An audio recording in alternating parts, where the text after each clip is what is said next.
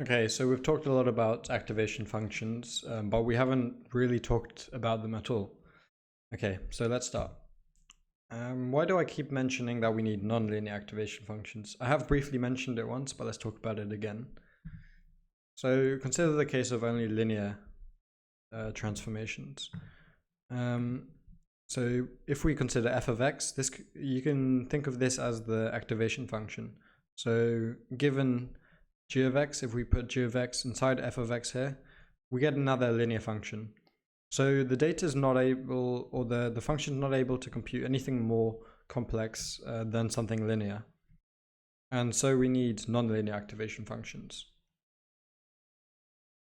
This is the sigmoidal activation function, which is given by this equation here, where e is the exponential constant. So this used to be the most popular, but recently there's been developments in some reasons not to use this one here, which will come in to the last part of the course. But now more people use the ReLU activation function, and this stands for rectified linear unit, and it's given by this. You'll probably be able to decipher why it's called the rectified linear unit if you try to visualize this graph. And the tanh activation function is given by this.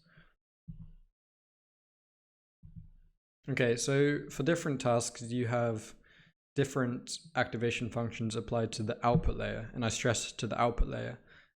For the hidden layers, you can use ReLU, you can use sigmoidal, and it won't change the type of task you're doing. But if you change the activation function on the output layer, you may be changing your entire task. So for binary classification, if you're trying to classify between two things, either stock market going up or down, for example, you need to use the logistic activation function. For multi-class classification, use the softmax.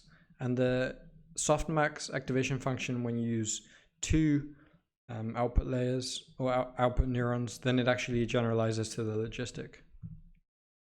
So the regression, now this depends. If your range of outputs is unbounded, then you don't use any activation function. However, you use the ReLU if you want just positive outputs, and you use the tanh for bounded outputs. And for different activation functions applied to the output layer, you want to use a different loss function. So for binary classification, cross entropy. For multi-class, also cross entropy, but make sure that you look up in the Keras, or we'll talk about this later, but the Keras documentation of which particular loss function you'll be using. Regression, mean squared error. And remember, each loss function has to be a function of the weights, and you should be able to differentiate the error function with respect to each weight. And this right here is the loss function for binary cross entropy, so for binary classification tasks. Okay, let's now just complete the quiz. What activation function is used for unconstrained regression? I'll give you a moment to pause. So for unconstrained regression, there's no activation function applied to the output layer. Remember, these are all for the output neurons here, the output layer. Okay, and the second one, what is the activation function that is used for binary classification? So this is the sigmoid. The sigmoid is actually equivalent to the logistic function. All right, thank you. See you in the next lecture.